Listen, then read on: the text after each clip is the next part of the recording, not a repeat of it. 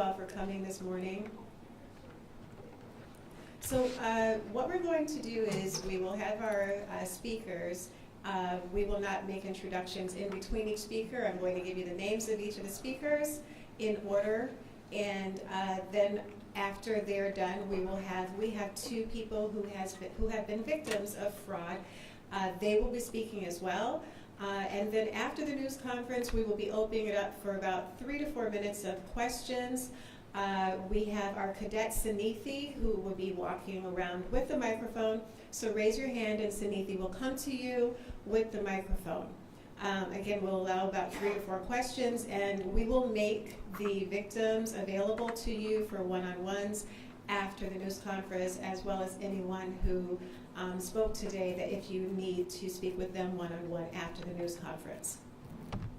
All right, so first up we will have Captain Mark Ermey. That's Mark, M-A-R-C. The last name is Ermey, E-R-M-E. Captain Mark Ermey is the captain over the Criminal Investigations Division for Montgomery County Police. We also have Jimmy Paul. That's Jimmy common spelling, Paul common spelling. He's the special agent in charge for the FBI Baltimore Field Office. We also have Jeremy Capella. That's Jeremy common spelling, Capello, C-A-P-E-L-L-O, Capello. He is the special agent for Baltimore Field Office, FBI. And we also have John McCarthy, Montgomery County State's Attorney. And our two victims. The first victim would be Lisa. And again, we're not providing last names for privacy purposes, so her first name is Lisa. And then our second is Sahadev. That's S as in Sam, A as in Apple, H as in Henry, A as in Apple, D as in David, E as in Edward, V as in Victor, Sahadev. So again, the victims are Lisa and Sahadev. We are not providing last names for privacy purposes. First up would be Captain Mark Ermey. Thank you.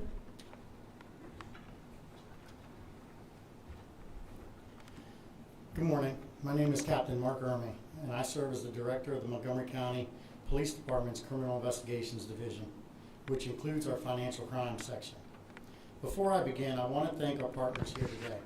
I want to specifically recognize Montgomery County State's Attorney John McCarthy and the men and women of the Montgomery County State's Attorney's Office, as well as Special Agent in Charge Jimmy Paul and our partners of the Federal Bureau of Investigations Baltimore Field Office. The work we are announcing today would not be possible without your partnership, your expertise, and your shared commitment to protecting our community and holding offenders accountable. Today's announcement underscores what strong partnerships can accomplish when we work together across jurisdictions and across borders. Since July of 2023, our Financial Crime section has been investigating complex government imposter and tech support scams that targeted Montgomery County residents, many of them elderly, resulting in theft of gold bars, cash, and cryptocurrency. Through painstaking, victim-centered investigations, our detectives identified 11 suspects across 11 cases, with multiple convictions already secured here in Montgomery County Circuit Court and additional cases proceeding through the state and federal courts. These cases alone account for more than $6 million stolen from our victims, and we know true impact goes far beyond a financial loss. These scams exploit fear, trust, and vulnerability. They are deeply personal crimes. What makes today's announcement especially significant is that this investigation did not stop with our local couriers.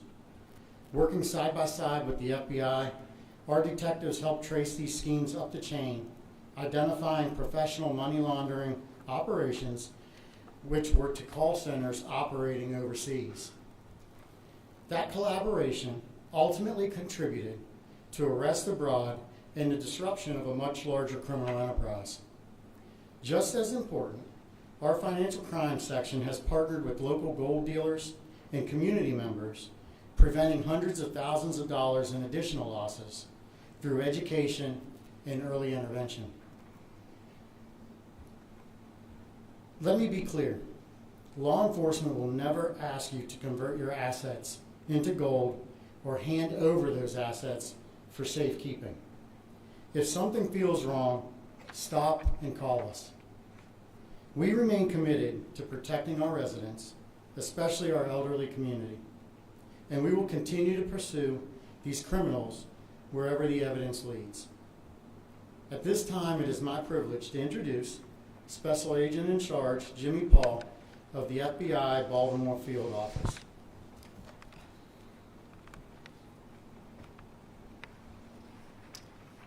Thank you, Captain Ermy. My name is Jimmy Paul. I'm the Special Agent in Charge of the FBI's Baltimore Field Office. We are grateful to have such strong partnership with Montgomery County Police and the Maryland State Attorney's Office. Because of these partnerships, we have agents, officers, and attorneys working together daily to combat fraud. And we're seeing real success fighting back against these criminals here in Maryland and internationally. I'll share more on that in a moment. First, I want to recognize the bravery of two people joining us today who know firsthand how convincing and how ruthless these scammers are, Lisa and Sahadev. Lisa and Sahadev were both targeted by criminals pretending to be government officials. Lisa worked for the federal government for 42 years, and Sahadev works for the local school district. He helps our kids get to school safely. Both of these Americans lost every single penny they sacrificed and saved for their retirement. We thank both of them for joining us today to share their story. I want to stress how crucial their actions were. Lisa and Sahadev immediately contacted law enforcement to report being scammed. Because of the reports they and hundreds of others made, the FBI was able to work jointly with Indian authorities to take down 3 call center scam operations in India. These 3 Indian call centers were the same ones criminals used to target Lisa and Sahadev here in Maryland and hundreds of others across the country. They are now shut down, and 6 alleged leaders of these call centers are under arrest. This is a huge win. Americans are safer right now because Lisa and Sahadev and others took action. We know coming forward is hard, it's emotional, it can be embarrassing, but it's extremely important. Lisa and Sahadev's reports went to the FBI's Internet Crime Complaint Center. It's called IC3 for short. Through IC3, the FBI was able to connect the scams they fell victim to scams happening all across the country. Then we were able to trace those internationally to India. Through IC3, we know these call centers have been operating for years, and 660 Americans reported losing almost $50 million. It's a staggering amount of money, and victims will likely never get their money back or recover from the losses. Furthermore, this is just what was reported.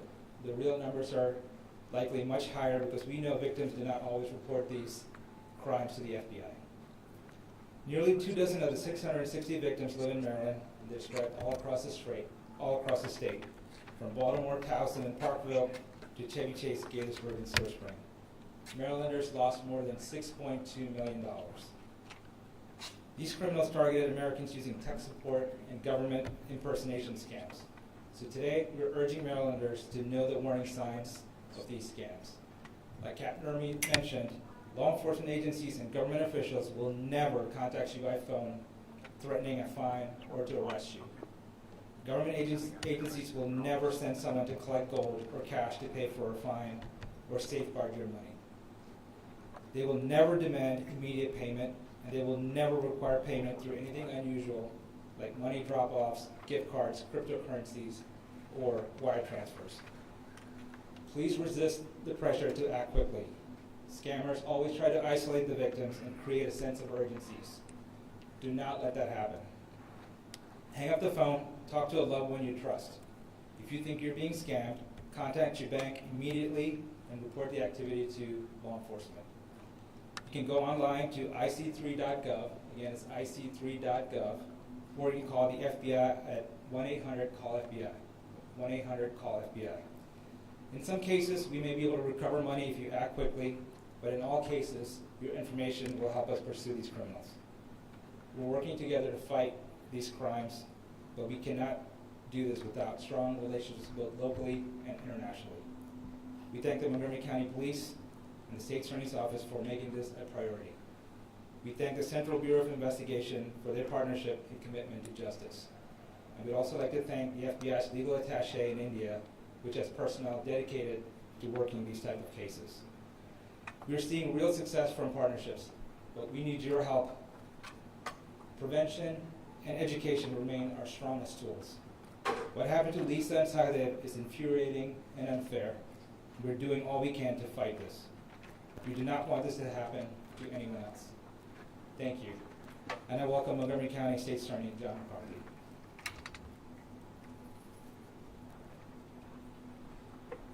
Well, welcome to the warm basement of the Montgomery County Police Department here in Montgomery County. I'm sure many of you are welcome to be here, rather covering another snowstorm story here in the community. Look, I'm honored here to join our law enforcement partners in celebrating the takedown of these call centers in India. These call centers were an integral part of international organized crime.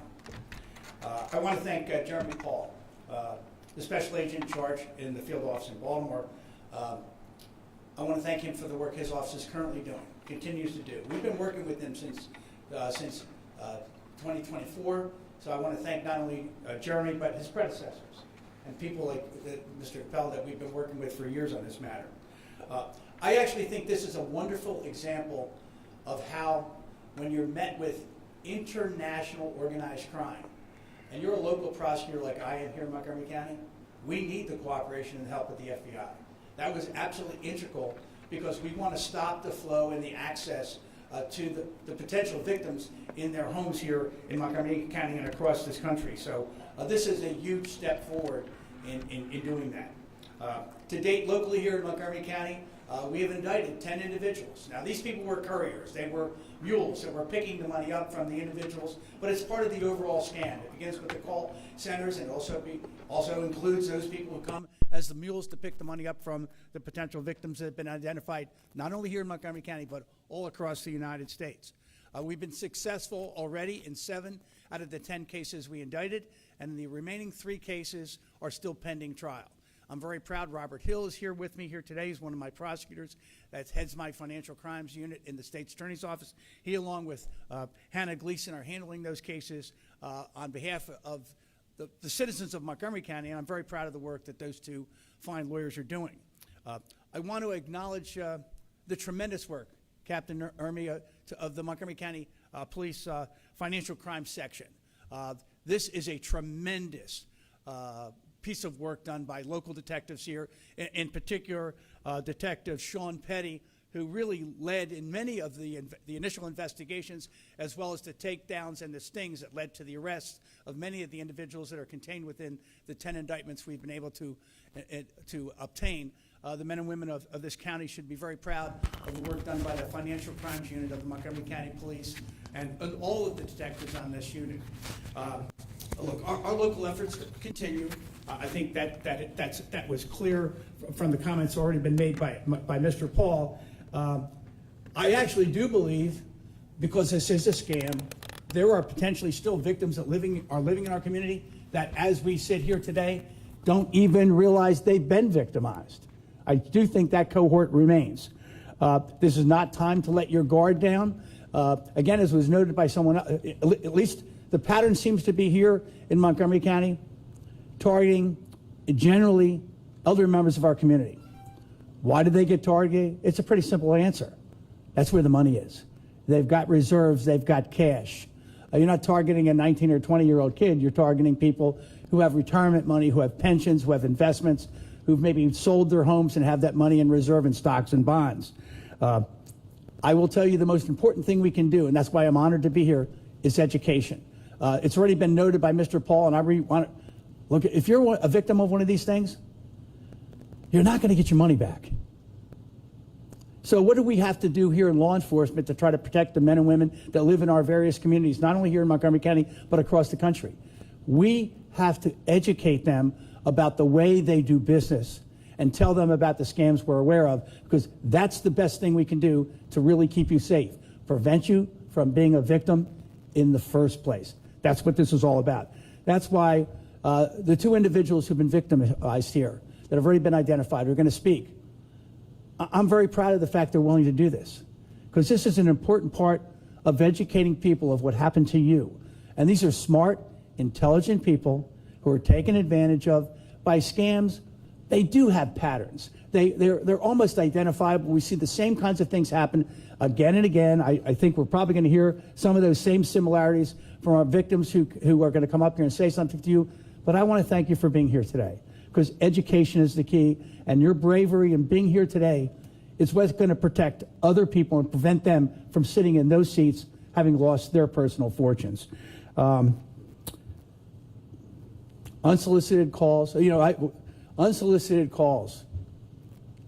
Government doesn't call you on the phone. The FBI is not going to call you.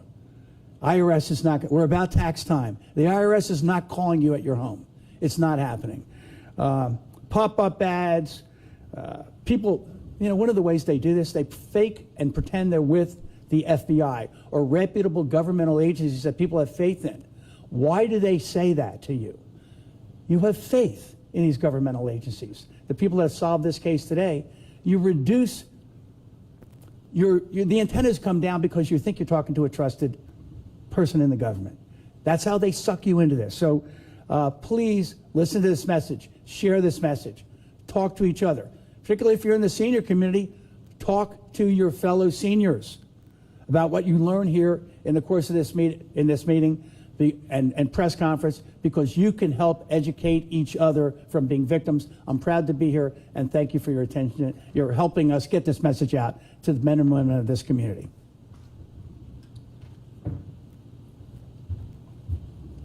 Okay, I'm going to call up Lisa, and Lisa is going to talk with us about what happened with her. Following Lisa will be Sahadev, and he will talk with you all. Again, we will make them available to you for one-on-ones afterwards, but we're going to give them time right now to talk about what happened with them. Thank you.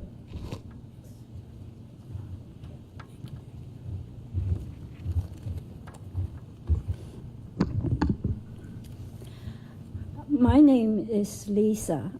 I'm 82 years old. I live in Rockville. I'm here today to try to help get the word out about those scams, so other people don't get cheated out of their money like the way I did. I received an email from a Social Security Administration. It said that my Social Security number has been suspended due to the suspicious activities. The email urged me to take immediately action, and they provided a phone number for me. So I called that number, and I talked to a gentleman. He told me he is the FBI agent, and he is work with my case. And he said that my situation is very dangerous to me and my family, and I have to send my money, transfer them to out of the country. They made me go to my bank and send the money to Hong Kong, China. I was so scared. I did everything what they said. He told me. So here goes. I send my life-saving money to those people, scams. And after sending money, I told my son what happened. So we went to the Montgomery County Police and reported to the FBI. The scammer threatened me and my family's safety. They told me they were watching me and my house. I was so worried I can't eat, sleep. I'm so afraid to go out. I lost weight, and I started becoming depressed. And you can imagine I was so relieved when I heard that the Indian government authorities arrested those people. I hope people watching this today understand how convenient those scammers can be. Please be careful, and special those old people like me. If you get a call or email or text message, for sure you tell someone and talk with your families and for help. And remember, the government and the police won't ask you for your money. And I wanted to thank the FBI and the Montgomery County Police for the catching those scammers, those criminals. And I really want to thank, from my bottom of my heart, I want to thank the FBI agent Jeremy, helped me and catch them. And I know he worked so hard for a long time. And from bottom of my heart, I really hope God bless his and his family. Thank you.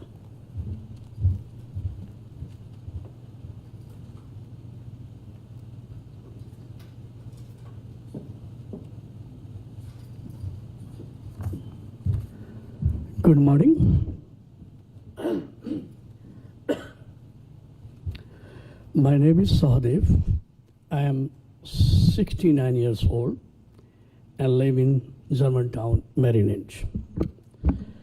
I am also here today to spread the word about this scam. I received an email that I thought was from the Social Security Administration. It said that my Social Security number had been suspended due to unauthorized access. It said that my Social Security number would be suspended within 48 hours due to fraudulent activity. The email urged me to call the support team as soon as possible, which I did. I spoke to people who I thought to be government officials. They told me my Social Security number was being used by criminals for drug and money laundering. I pushed back and told them I was never involved in any illegal activities. That is when they started to send me picture of their government identification. After seeing their government badge, I trust what they were telling me. These people told me I had to transfer my money to the government or it would be frozen my bank account. They told me I was helping the government, US government, with an investigation, important investigation. They made me go to my bank and send money to a bank account in California. They told to tell the bank that I was sending money to a friend with health issue. I sent them even penny I had in my account. They told me not to tell anyone about investigation. When I started to push back and ask the question, they transferred me to a person pretending to be a DEA agent. This person sent me a copy of an arrest warrant with my name on it. They demand I send them a copy of my bank transfer paper or they would be arrested to me. I sent the paper and they cut off communication with me. I'm a poet, a lyricist, an artist. You can find me Sahadev Koirala's official in YouTube, singing, acting, and giving lectures, some words. Okay. I'm a poet, a lyricist, an artist, and have published 3 several books, general knowledge, poetry, and lyrics. I worked hard my whole life to save this money, and they took it all from me. I shocked. I can't express my feeling on words.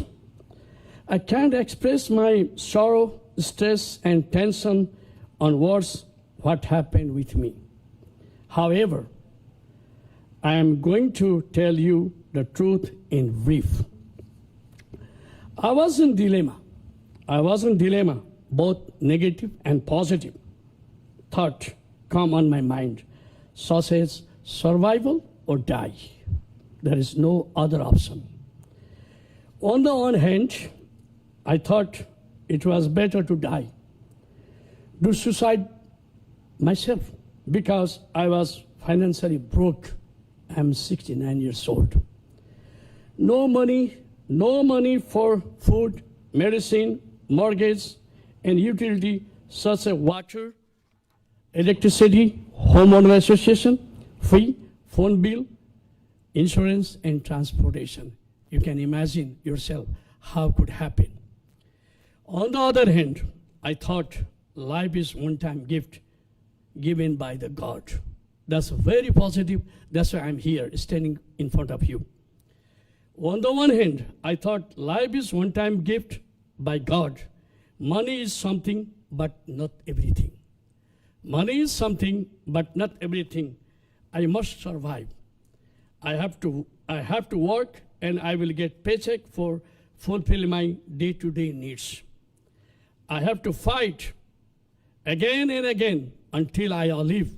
I have to fight against the scammer. Scam and support to the U.S. government to catch the scammer and bring them under the law. Because I believe I love democracy and law. That's my motto.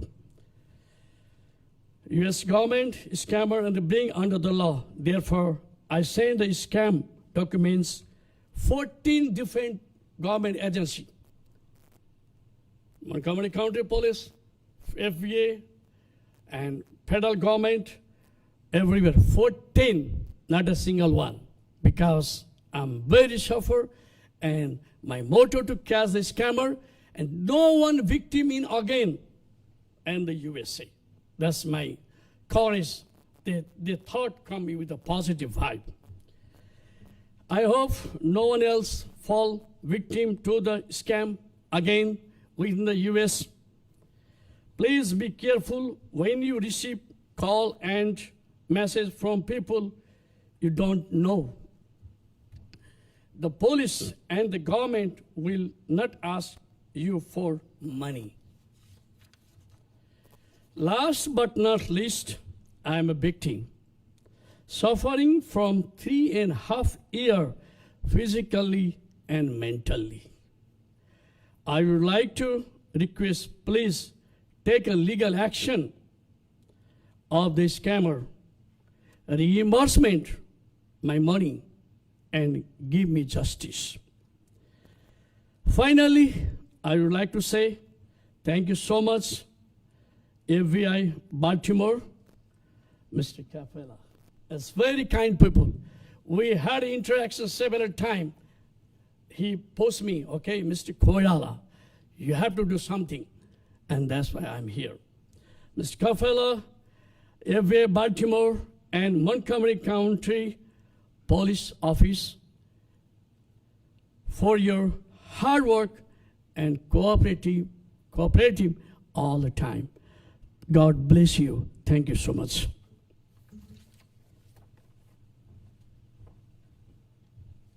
Okay, we will open up the floor for questions. Sanithi, please come forward. Raise your hand, and our cadet will come by with the microphone.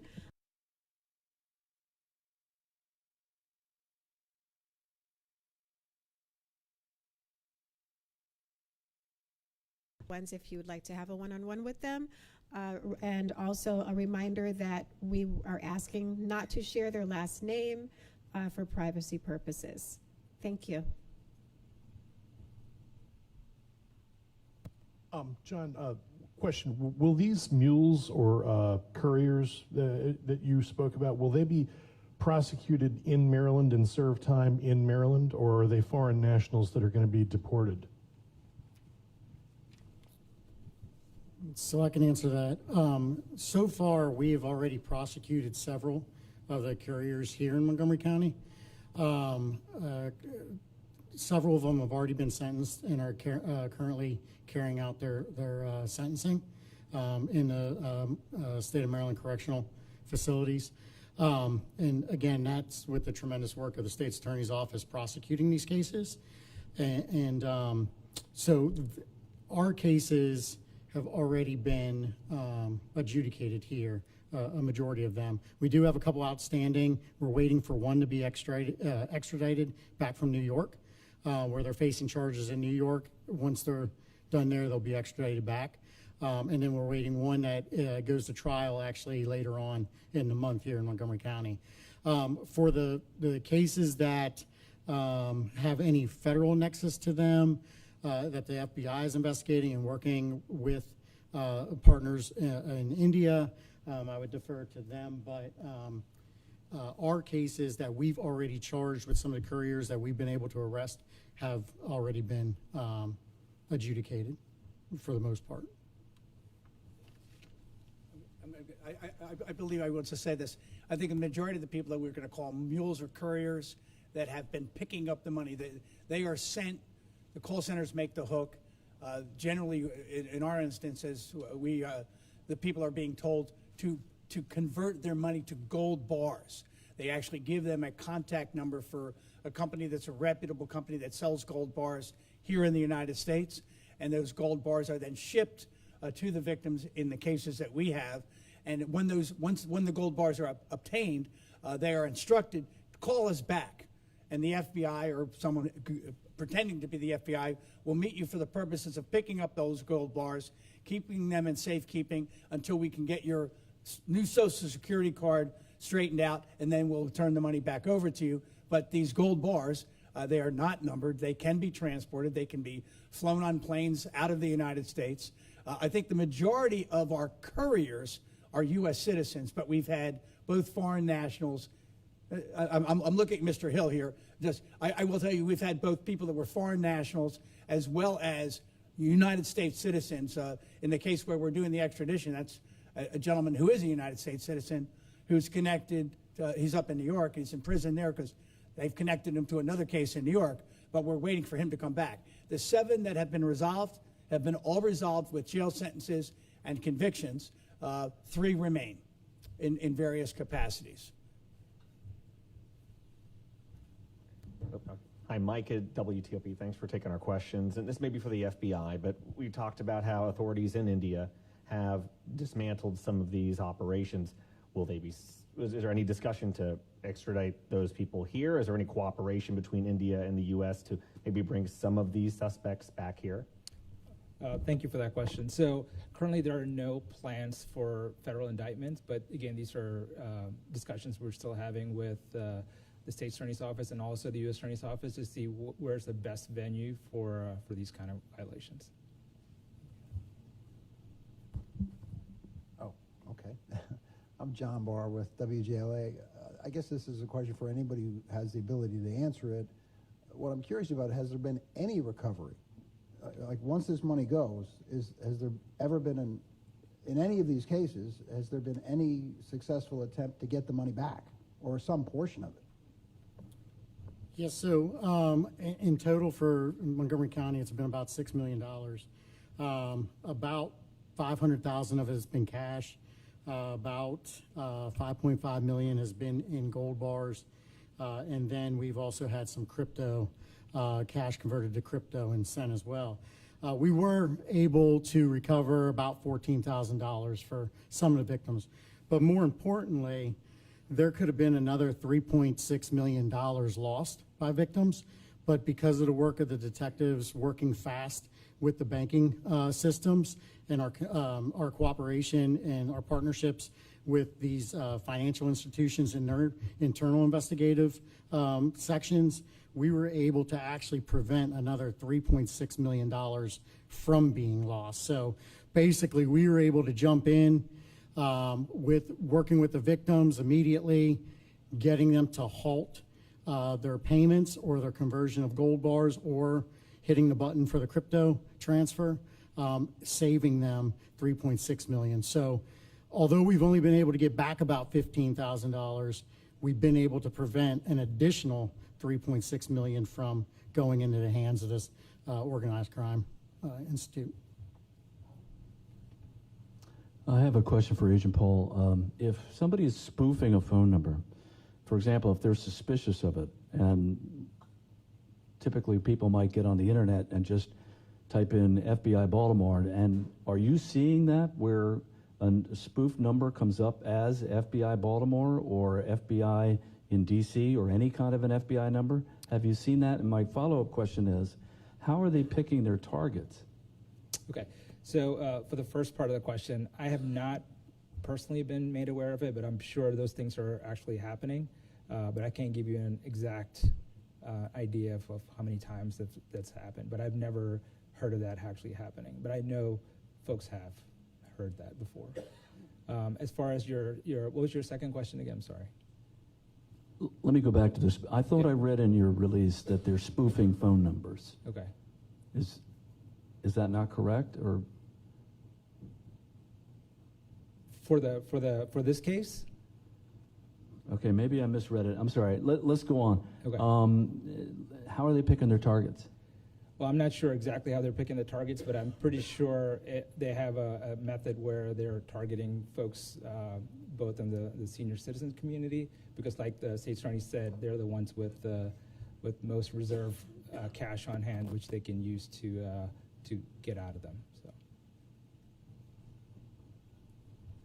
Hi, not sure who's the best to answer this question, but I'm wondering why it's so difficult or challenging to recover the money.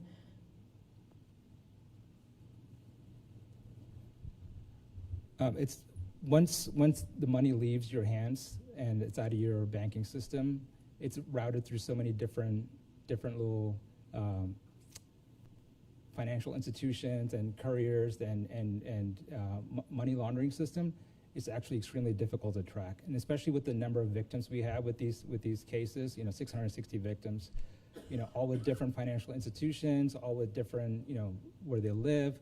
And the different methods and the couriers that are used, it's extremely hard to track it down. That's why it's so hard to get it back. Once it leaves their financial or the U.S. financial system, it's hard to get that money back. One final question about the gold bars. You were talking about how they go to these places and they create gold bars and send those out. I guess my question would be, you've looked into how these operations work when they convert the gold. Are they doing enough to ask the right questions of people who come in, or is that even part of what their process is? I didn't know if there's more that could be done when it comes to them taking their cash and turning it. If I'm interpreting your question to mean you're talking about the gold bar companies themselves.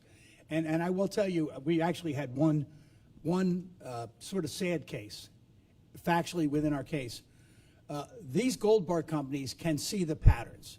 Quite candidly, it kind of reminds me of what we did years ago, where repeatedly senior people would go into local banks with the same person on a given day, maybe take $1,000, $2,000, and banks were seeing patterns of activity. It was occurring right in front of them, and they knew that something was wrong here, that there was something afoul. I will tell you, I do think that the gold bar companies see that. And in one of our cases, they actually called the victim who was ordering the gold bars. and told the victim, "You're being scammed." And they obviously went back to their handler, and handler convinced them, no, you're not being scammed. We're with the FBI. They have been unnoticed. Now, what I think potentially what exists here, and this has been discussed with some legislators, is whether or not we have new legislation the last several years, maybe it's 8 or 9 years now, that puts bank on a duty when they see patterns of activity to notify local police about those scams. Quite candidly, I think there are situations where these gold bar dealers, and again, I'm not suggesting they're involved in the theft at all, but I think they can see patterns. We know that they see patterns because they've actually, again, called at least one of our victims and said, "Don't do this, you're being victimized."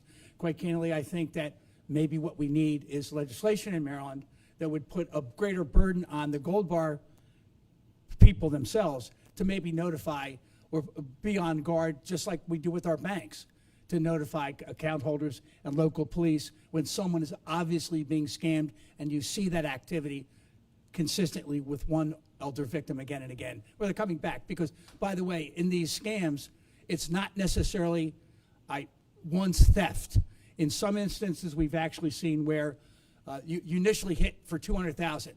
Then you tell them they need to send another $400,000. And some of these transactions occur in serial fashion. It's not one buy of gold bars or one, it can be a succession of buys, and the people in the business, I'm going to tell you, sometimes they see the patterns, they know what's happening. Okay, we're going to wrap up our news conference. Again, we will make available any of the speakers for questions. Special Agent Jeremy Capello is also available for questions, as well as our victims.